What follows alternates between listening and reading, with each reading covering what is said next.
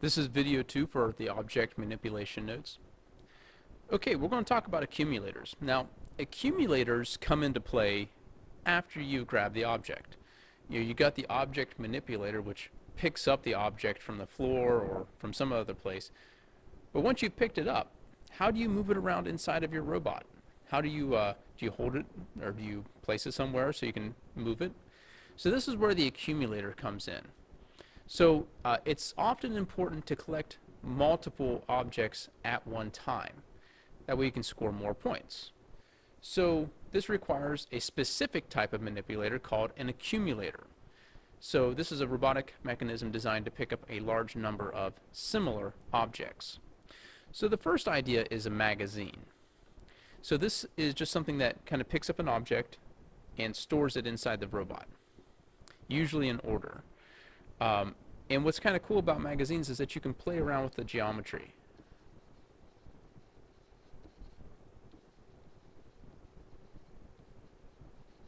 And by changing the geometry, you can fit more objects into a smaller area. Magazines are always loaded one at a time.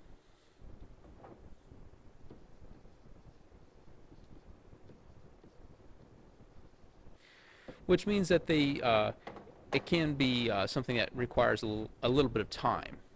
The match itself is only 2 minutes long. So out of 120 seconds, how many seconds are you willing to sacrifice to pick up a single object? One of the specific types of magazines uses a conveyor belt. There are two main designs, the single belt and the two belt design. We'll talk about the two belt design in robotics too. So this one we're just going to focus on a single belt. They come in two varieties, indexing and non-indexing. So this first type right here, this is an indexing.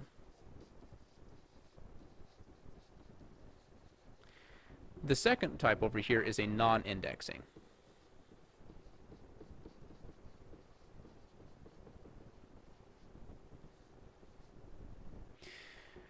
So with an indexing, the belt only runs when you're getting objects.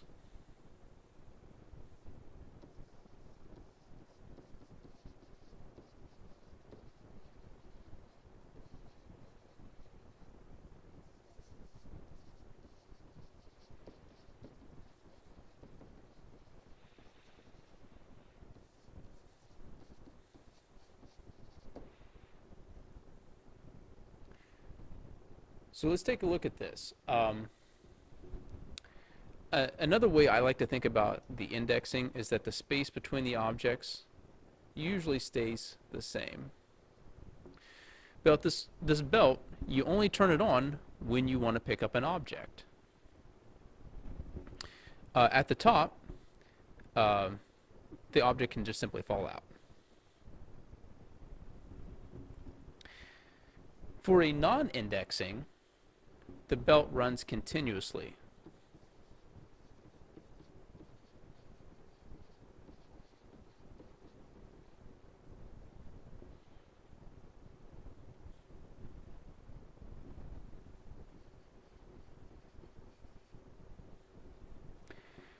Generally, we have some sort of stopper at the top that prevents the object from rolling on out. Conveyor belts are nice, but they can jam. Whenever you have like objects inside the conveyor belt that touch each other, that's usually when they'll start to jam. So you kind of want to avoid that if you can.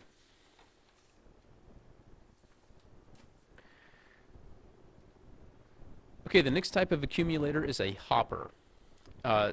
Basically, a dump truck is a hopper.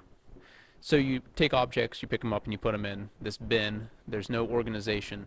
They just sit around in there until you dump the bed.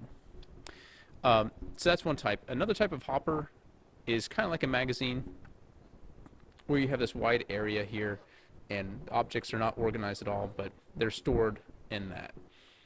So there's a couple of designs for hoppers.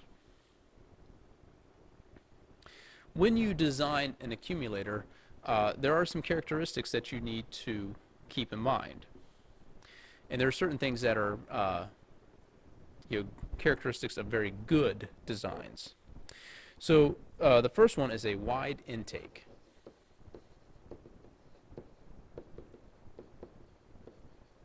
The intake is kind of like the mouth of your robot. You want it as wide as possible to pick up a wide variety of objects.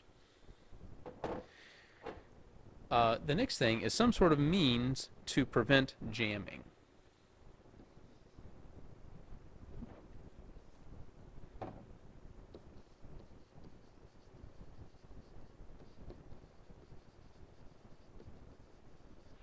Jamming happens when objects touch, get stuck together, and then they get stuck inside of your robot. You need to have a high-speed intake that can pick up objects uh, as the robot's moving at a high speed across the ground.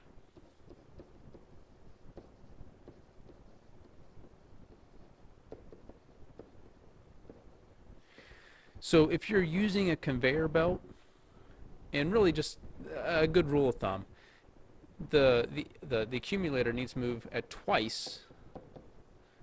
two times the speed of your ground speed.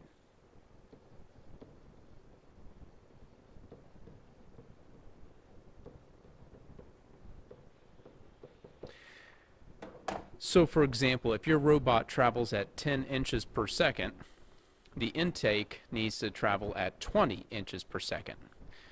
So you need to double that.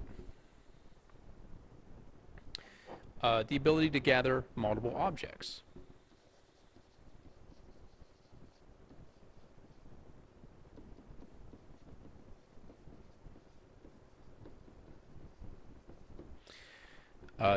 It's not a very good design if you can only pick up one thing at a time.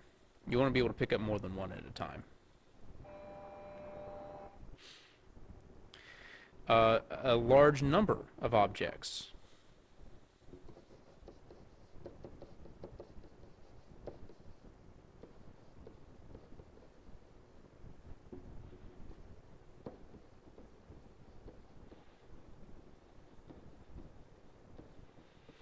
And there's something else in here, a large number of different sized objects.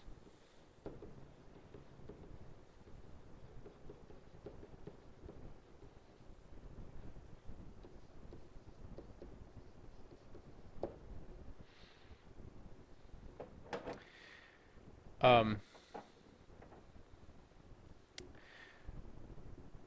and then the last one, kind of going with that again, the capability to pick up various sized objects.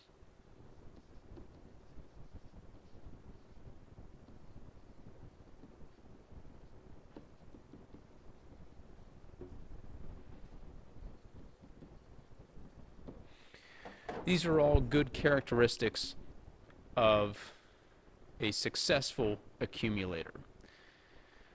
All right, that's going to conclude our unit on object manipulation.